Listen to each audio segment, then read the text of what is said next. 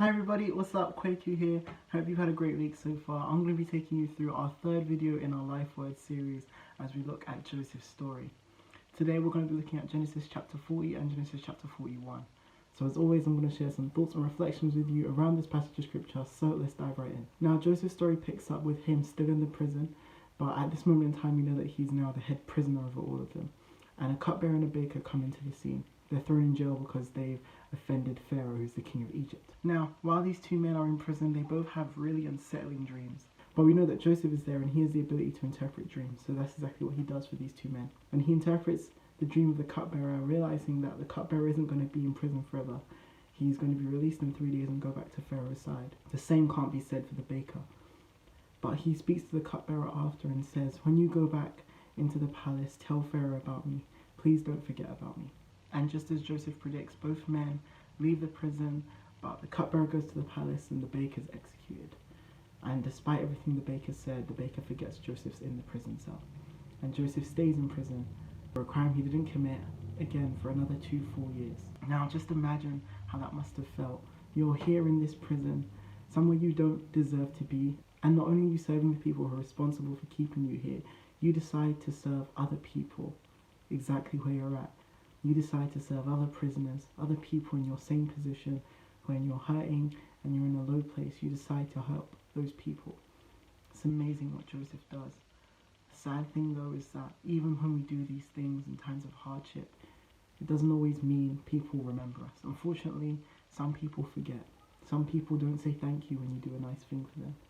And I guess that's where we need to check our motives. Are we doing these things to be a blessing to people? Or are we doing these things so that people can look at us and say we're great and we're amazing? We go on to Genesis chapter 41, and it's 2 years later. Joseph's still in prison, and Pharaoh, the king of Egypt, is also having unsettling dreams he can't figure out. And luckily, the cupbearer remembers Joseph now. 2 years gone, but he remembers him, and tells the king to go and get Joseph from the prison. Joseph then speaks to Pharaoh, and Pharaoh asks him, "Can you interpret his dreams?" And Joseph responds in such a humble way, saying that I cannot interpret your dreams, but God can.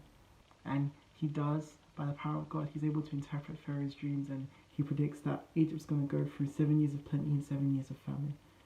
And Pharaoh is amazed by this, so he makes Joseph second in command of all Egypt, essentially makes Joseph prime minister of Egypt. And we see Joseph become an influential character, a man of great power and influence in Egypt. And he basically rules over the whole kingdom and takes them through these 7 years of hardship and these 7 years of plenty. Now, what can we learn from Joseph's story? Well, one, there's always a challenge. And the challenge in Joseph's story is this: I believe it's patience.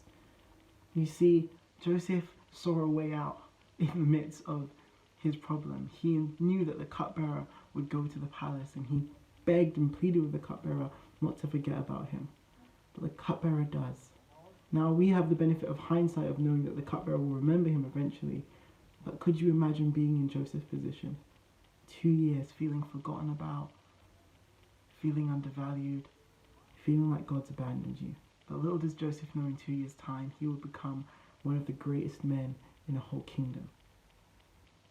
I don't know where you're at right now. I don't know if you're in a position of hardship. I don't know if you're waiting on a breakthrough. But can I just encourage you that God always comes through.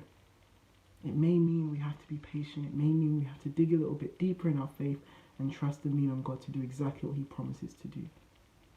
But let's be like Joseph. Let's trust. Let's hold on and let's be patient. The second challenge is this: when you're being patient and when you're waiting on God for the breakthrough, who are you helping? You see, it would have been very easy for Joseph to stay in the prison and not help anyone, but he decides to use his gifts to help people. Even in the passage before, we see that when Joseph's in prison, he becomes someone who helps the other prisoners. What are you doing in your waiting period, in your waiting season, whatever you're waiting on God for? Who can you be helping? Who is beside you? Who's your neighbor that you can be helping out? Who's your friend? There's always something we can be doing to help others, even while we're waiting on God to move. And the final thing is this, and it's an encouragement, is that God does come through. God used every moment of Joseph's story and turned it around for good, and allowed it all to come to a place where he could be propelled into greatness. And not only that, because of Joseph's gifts, because of his character, God was revealed to Pharaoh. You see, the people of Egypt didn't know God, but the king of Egypt, Pharaoh, was able to see God in Joseph because of what he was able to do, because of his character, because of his gift. Can I encourage you to always use your gifts in a way that reflects God's glory? I've said it before in other Life Words videos, and I guess it's a theme that's going to continue. But everything we do needs to reflect God's glory. It needs to reflect His image and His goodness to others.